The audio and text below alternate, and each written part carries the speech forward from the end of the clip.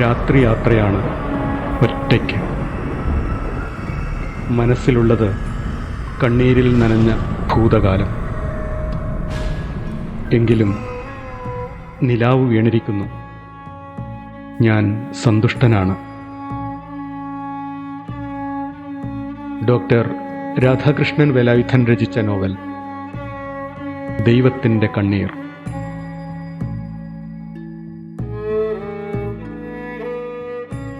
ആഖ്യാനം K Vasanthi, K V Ramachandran. സംഗീതം Ritwik S Chand. സാക്ഷാത്കാരം കെ വി രാമചന്ദ്രൻ.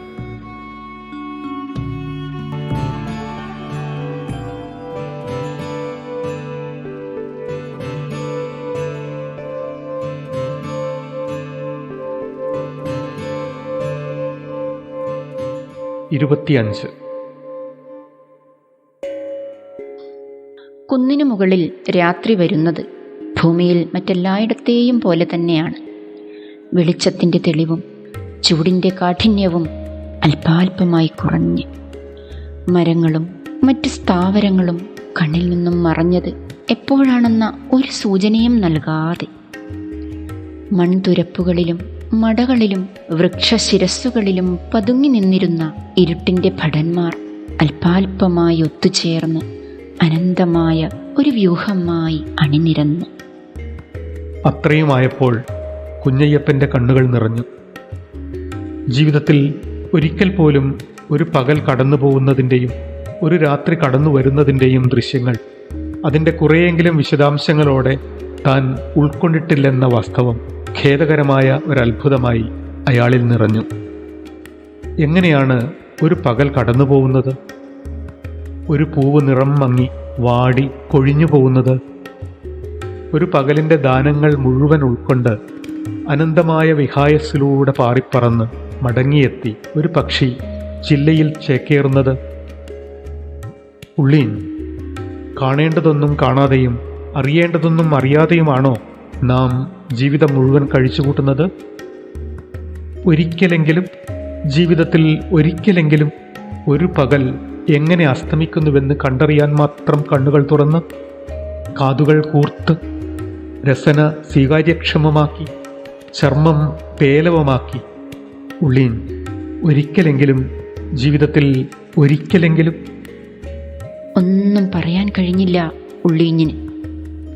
എങ്കിലും അന്ന് രാത്രി അവർ ഉറങ്ങിയില്ല. കുന്നിനു മുകളിൽ തന്നെയിരുന്നു. വളർന്ന് ലാസ്യവതിയായി, മാംസളയായി, ഭോഗിതയായി, പ്രസൂതിതയായി, സംതൃപ്തയായി മടങ്ങുന്ന രാത്രിയുടെ അനന്തചിത്രങ്ങൾ കണ്ട് അറിഞ്ഞ് നുകർന്ന്. നേർരേഖയിലായിരുന്നില്ല അവരുടെ കണ്ണുകൾ. മിക്കവാറും അവ നിമീലിതങ്ങളായിരുന്നു. പോളകളുടെ സാന്ദ്രതയും ഇരിക്കുകയാണ് എന്ന അറിവും ഇടയ്ക്കിടെ കടന്നു വന്നിരുന്നു. തണുപ്പ്, കാറ്റ് വീശുന്നുണ്ടെന്നും മഞ്ഞു വീഴുന്നുണ്ടെന്നും ഇടയ്ക്കിടെ അറിഞ്ഞു. അനന്തമായ ഒരു കരിമ്പടം, വെളിച്ചങ്ങളുടെ അനന്തകോടി സുഷിരങ്ങൾ, നക്ഷത്രങ്ങളുടെ, വൈദ്യുത ദീപങ്ങളുടെ, ചിമ്മിനിത്തിരികളുടെ, ഒട്ടേറെ ചെറു ശബ്ദങ്ങൾ കലർന്ന ഉപമയില്ലാത്ത ഒരു ഓർക്കസ്ട്ര.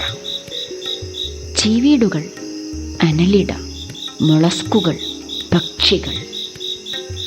ഉള്ളീൻ, നമ്മുടെയെല്ലാം ജീവിതത്തിലെ ചില നിമിഷങ്ങളെങ്കിലും അവിസ്മരണീയമല്ലേ ഉള്ളീൻ?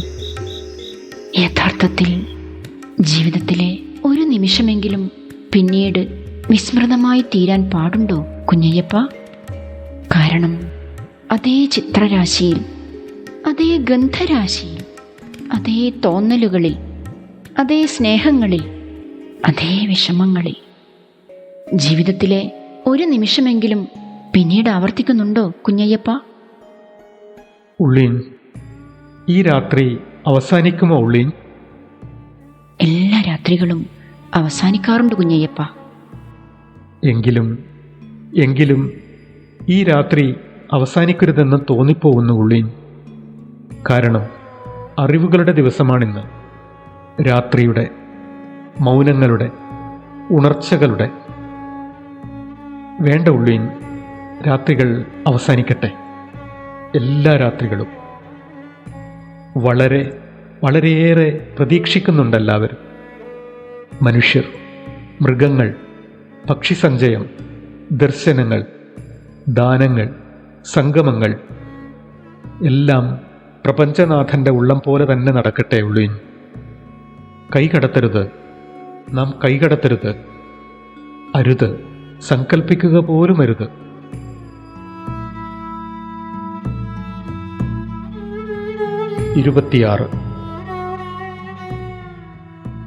സൂര്യന്റെ സ്നേഹകിരണങ്ങളേറ്റാണ് എഴുന്നേറ്റത്. സമീപത്തെ കുറ്റിച്ചെടികളിലും പുൽനാമ്പുകളിലും നിന്ന് കോടാനുകൂടി സൂര്യന്മാർ തെളിഞ്ഞു ചിരിച്ചു.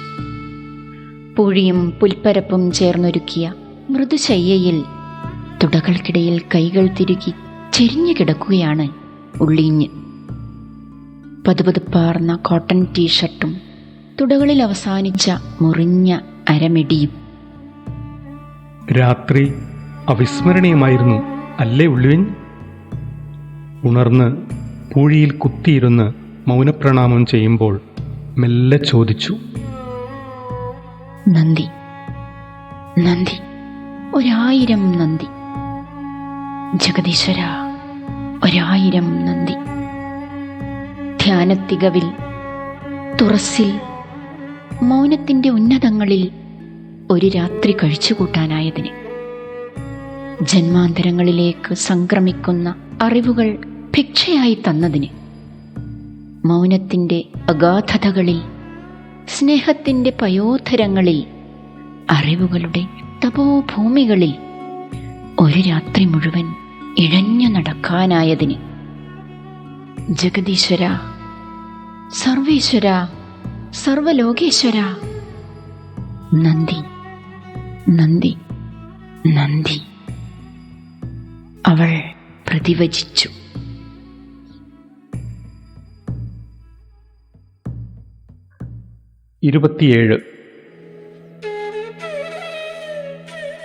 കുന്നിറങ്ങുമ്പോൾ മൗനം പാലിച്ചു. പേരറിയുന്നതും അറിയാത്തതുമായ മരച്ചുവടുകളിൽ നിന്ന് ഗന്ധഭേദവും തണുപ്പും അറിഞ്ഞു. താനിപ്പൂവിന് മഞ്ഞ നിറം, മദഗന്ധം. താലീസപത്രം, സൂചിതാഗ്രം, ചുവപ്പ്. തൊട്ടാവാടി, താതിരി, ത്രായമാണം. സമതലത്തിൽ സ്പർശിക്കുന്നതിന് മുൻപ് ഒരു ഓലക്കാലിൽ പിടിച്ചു നിന്നു. കാലുകൾ വായുശീർഷത്തിൽ. ഉള്ളീൻ. സമതലം, സമതലം സ്പർശപൂർവം. ഒരു നിമിഷം കണ്ണുകൾ ഇമച്ചു. ഓം പരബ്രഹ്മം സ്മര. ഓം ഓം ലാ ഇലാഹ. ഓം പരമാത്മം സ്മര. ഓം ഓം ലാ ഇലാഹ. ഓം പരമതത്വം സ്മര. ഓം ഓം ലാ ഇലാഹ ഇല്ലല്ലാഹ്. ഒരുമിച്ച് കൈകൾ കോർത്ത് ശാന്തരായി, ശാന്തരും മുദിതചിത്തരുമായി, ശാന്തരും മുദിതചിത്തരും സർവാഹ്ലാദ സമന്വിതരുമായി അവർ മുമ്പോട്ട് നടന്നു. അവർക്കു പിന്നിൽ പകൽ കരുത്താർജിച്ചു.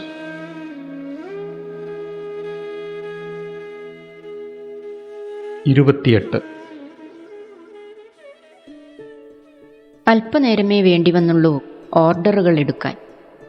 ചില പഠാണികളുടെ, 1-2 മാർവാടികളുടെ, ഒരു ഡൽഹിക്കാരൻ സിംഗിൻ്റെ, ഒരു ദിനോസറിൻ്റെ, കുരങ്ങ്, മയിൽ, മാൻ തുടങ്ങിയ കുസൃതിക്കാരുടെ കുറച്ച്, സ്ത്രീപുരുഷന്മാരുടെ നഗ്നരൂപങ്ങൾ ഏതാനും. വലിയ അധ്വാനമൊന്നും വേണമെന്നുള്ള ജോലിയല്ല ഇത്. നല്ല ലാഭവും അധ്വാനത്തെയും വിലയെയും കുറിച്ചുള്ള ഭൗതിക നിയമങ്ങളെക്കാൾ വ്യക്തിയധിഷ്ഠിതവും മോഹപരവുമായ ചില നിയമങ്ങളാണ് ഈ രംഗത്തെ നിയന്ത്രിക്കുന്നത്. പലപ്പോഴും 1000-2000 മുടക്കുകയും അതിനനുസരിച്ച് അധ്വാനിക്കുകയും ചെയ്യുമ്പോൾ 30,000-ഓ 40,000-ഓ ലഭിക്കുന്നു. സൂക്ഷ്മവും ധ്യാനപൂർണവുമായ ജോലിയായതിനാൽ സുന്ദരവും തേജസ്സുറ്റതുമായ രൂപങ്ങൾ നിർമ്മിച്ചെടുക്കാൻ കഴിയുന്നതിൻ്റെ മാനസിക സംതൃപ്തി വേറെയും. മേൽത്തട്ടിലുള്ള ചില ബിസിനസ്സുകാർ, കലാകാരന്മാർ, ഉയർന്ന ക്ലാസുകളിൽ പഠിപ്പിക്കുന്ന ചില അധ്യാപകർ, ഇവരൊക്കെയാണ് തങ്ങളുടെ ഉൽപ്പന്നങ്ങളോട് താൽപ്പര്യം കാട്ടിയത്. വിലയെക്കുറിച്ച് തർക്കിക്കാൻ ഒരുങ്ങിയില്ലെങ്കിലും ഉപയോഗിച്ച മരത്തിൻ്റെ ഈടും പ്രായവും, ദൃഢപ്പെടുത്താൻ ഉപയോഗിച്ച സോൾവെൻറ്റുകളുടെ പ്രത്യേകതകൾ, പ്രൈമറുകളുടെയും പെയിൻറ്റുകളുടെയും ചേരുവകൾ എന്നിവയെക്കുറിച്ച് അവർ ചോദ്യങ്ങൾ ചോദിച്ചു. അറിയാവുന്നവയ്ക്ക് അപ്പോൾ തന്നെയും അല്ലാത്തവയ്ക്ക് മറ്റുള്ളവരോട് മനസ്സിലാക്കിയിട്ടും തങ്ങൾ മറുപടി നൽകി. വീണ്ടും പലതും ചോദിക്കാമായിരുന്നു. എങ്കിലും ശില്പങ്ങളുടെ അഴക് അംഗീകരിക്കുന്നതുകൊണ്ടോ എന്തോ ഭാഗ്യം അവർ അധികം മുൻപോട്ട് പോയില്ല. ചോദിച്ച വില നൽകി റിക്ഷകളിലും ട്രക്കുകളിലും കയറ്റി സാധനങ്ങൾ കൊണ്ടുപോയി. 2 കാര്യങ്ങളിലാണ് ഈ ജോലിക്കിടയിൽ തങ്ങൾ പ്രത്യേകം മനസ്സിരുത്തിയത്.